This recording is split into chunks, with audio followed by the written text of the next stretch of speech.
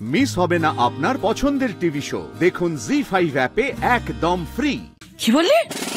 বড় বৌমা আবার কাজে বেরোবে? হ্যাঁ মা, সুস্থ হয়ে কাজ আসলেই দেখবে আবার ফুরুত করে বেরিয়ে গেছে।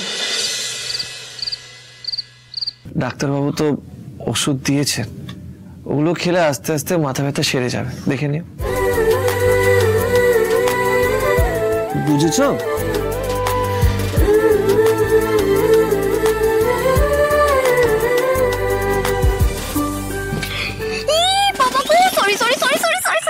কি দেখে নিলাম গো। আরে তোমরা দরজাটা তো বন্ধ করবে নাকি? তোমরা না রোম্যান্স করতে একদম কাঁচা। এই সব কি কথা? দেখেছো কিরকম পাকা পাকা কথা বলছে রাজ? কিছু বলো। হ্যাঁ মানে কি? ও বাবা, আমি কি করলাম দিদি? তুমি আমাকে কেন বকছো? আমি তো শুধু তোমার জন্য খাবার এনেছি, বলো। আর তোমরা এভাবে দরজা খুলেছো কেন? হ্যাঁ, দরজা খুলে রোম্যান্স করে কেউ? হ্যাঁ মানে দরজা খোলা ছিল ঠিকই কথা, কিন্তু কারোর ঘরে আসতে গেলে তো দরজা নক করে আসতে হয়। হ্যাঁ, বা এরকমও তো করা যায়, তাই না? হ্যাঁ এই তো, হ্যাঁ আসতে হয় তো, নক করতে হয় তো। অন্য কারোর ঘরে গেলে নক করতাম, এটা তো আমার দাদা দিদির ঘর, এখানে আমার এসবের কি দরকার? বড্ড পেকেছো তুমি লাভলি। শোনো, এই পরের বার থেকে যার ঘরেই ঢুকবে সবসময় নক করে ঢুকবে, মনে থাকবে? দেখবে তোমারই এতে ভালো। ও আচ্ছা, এখন এই ব্যাপার, তাই না? হ্যাঁ হ্যাঁ, এখন তো সবই আমার দোষ। অন্যের রোম্যান্সের মাঝখানে এসে পড়লে আমাকে বকা তো খেতেই হবে, তাই না? এই পাকাবে, তুমি কি করতে এসেছো সেটা আগে বলো। কেন দাদা, আমি তো খাবার দিতে এসেছি। বেশ, তাহলে খাবার দিয়ে চলে যাও। আহারে, খুব কষ্ট হচ্ছে না? দুজনের আর তর্স হয়েছে না? আমাকে তাড়ানোর জন্য একেবারে ব্যস্ত হয়ে গেছে, রোম্যান্সটা মিস হয়ে যাচ্ছে, তাই না?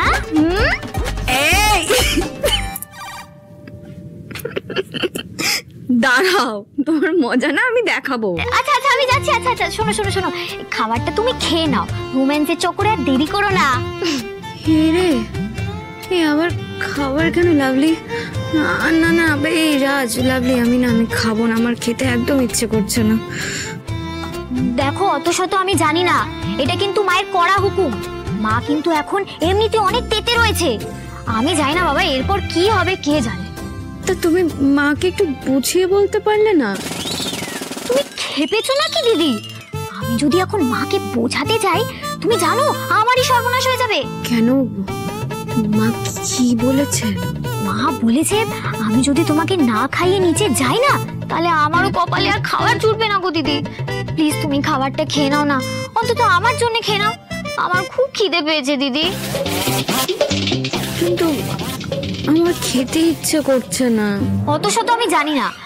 দাদা তুমি ধরো, তুমি খাইয়ে দিও, আমি এলাম।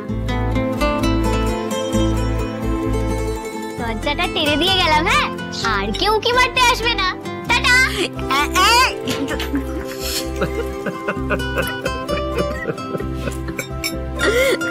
এই বলছি, আমি না এতটা খাবার খেতে পারবো না। আচ্ছা ঠিক আছে ঠিক আছে, যতটা পারবে ততটাই খাও, ঠিক আছে?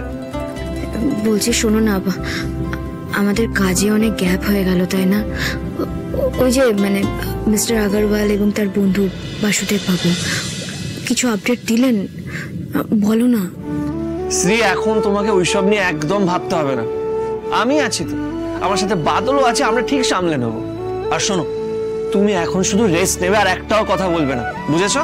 কিন্তু তুমি তো খুব ভালো করেই জানো রাজ, কাজ ছাড়া আমি একটা মুহূর্তও থাকতে পারি না। থাকতে হবে, এখন তোমার শুধু রেস্ট আর রেস্ট, বুঝেছো? ঠিক আছে, যখন এত করে বলছো আমি রেস্ট নেব, তবে শুধুমাত্র আজকের দিনটা। মানে কি বলছো কি শ্রী তুমি?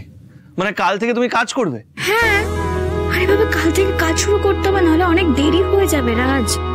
শোনো, যা তুমি বলছো আমি আর কিছু জানি না, মা বাবাকে বোঝানোর দায়িত্ব তোমার, ওকে? নাও এবার হাঁ করো, খেয়ে নাও।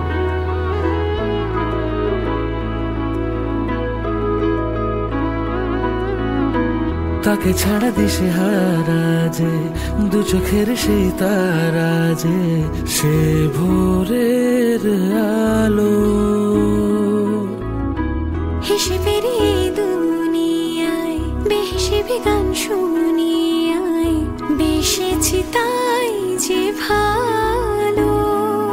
দুটো হাত মুঠোতে বেঁধে রাখা ভালোবাসা ঘিরে ভালো থাকা। কি বললি? বড় বৌমা আবার কাজে বেরোবে? হ্যাঁ মা, সুস্থ হয়ে কাজ আসলেই দেখবে আবার ফুরুত করে বেরিয়ে গেছে। বুঝতে পারি না কিসের জন্য এত কাজ কাজ কাজ কাজ, কাজের বাতিক যত। ওকে আমি কিছুতেই যেতে দেবো না, দেখিস। তুমি কি ভাবছো তুমি বলবে আর দিদি শুনবে? সেটা কোনোদিনও হবে না, মিলিয়ে নিও আমার কথা। শুনবে নাকি? হ্যাঁ, ও তো ছেলে মানুষ, ও শুনবে না, ওর ঘাট শুনবে। মা, তুমি দিদিকে এতদিনে চিনলে না? 2 দিনের বেশি বিশ্রাম নেবেই না, বাড়িতে থাকবেই না, বেরিয়ে যাবে দেখবে। তুই আমাকে চিনলি না, ওকে আমি হাত পা বেঁধে ঘরের মধ্যে রেখে দেবো। মা, তুমি এই ভুলটা করো না। দিদির মতো মানুষকে যুক্তি দিয়ে বোঝানো যায়, আর তুমি যদি হাত পা বেঁধে রেখে দাও তাহলে হিতে বিপরীত হবে। হ্যাঁ, এটা তুই ঠিকই বলেছিস, যুক্তি দিয়ে বোঝাতে হবে, কিন্তু কি যুক্তি দেব আমি? সেটা তোমাকেই ভাবতে হবে মা। দেখো, আর যাই হয়ে যাক না কেন, দিদিকে আর এই বাড়ি থেকে বেরোতে দেওয়া যাবে না। সেটা তো আমিও জানি, বেরোতে দেওয়া যাবে না, আমি তো সেই চেষ্টাই করছি, কিন্তু যুক্তি কি দেব আমি? হ্যাঁ মা, আমার মাথায় একটা আইডিয়া এসেছে। এতক্ষণ বলিস নি কেন? হ্যাঁ, আমাকে দিয়ে বলছে ভাবো ভাবো ভাবো ভাবো, আমি কেন ভাববো বল? মা, আমি তোমাকে বলছি, হ্যাঁ। কিন্তু তুমি কথা দাও, কথা দাও, আগে কথা দাও। আরে দাও, যে তুমি দিদিকে ভালো করে বুঝিয়ে বলবে, মিষ্টি করে। এই নাটকগুলো রাত দেখে নি, আমি মিষ্টি করেই বলবো, তুই আগে বল কথাটা।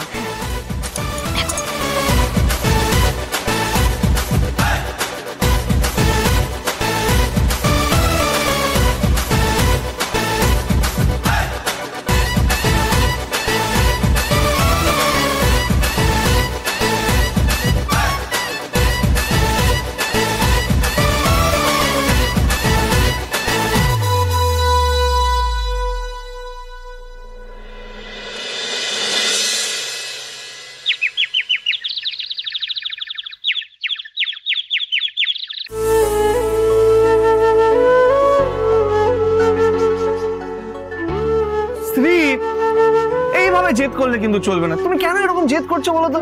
না না, বলছি এইভাবে চলা যাবে না, কেন করছো এরকম? তুমি বুঝতে পারছো না রাজ, এই মুহূর্তে কাজ করাটা আমাদের সবার জন্য ভীষণ ইম্পর্টেন্ট, বিশেষ করে ওর জন্য ভীষণ গুরুত্বপূর্ণ রাজ। আরে তোমার গুরুত্বটাকে আমি অস্বীকার করছি না শ্রী, কিন্তু না কেন করছো? সবার কথা তুমি সাই কেন দিচ্ছ বলো তো? কারণ সবাই তোমার হেলথ নিয়ে ভাবছে, তোমার শরীর নিয়ে ভাবছে, এখন তোমার শরীর সব থেকে বেশি ইম্পর্টেন্ট। জি5 ডাউনলোড করুন আর সব এপিসোড দেখুন একদম ফ্রি।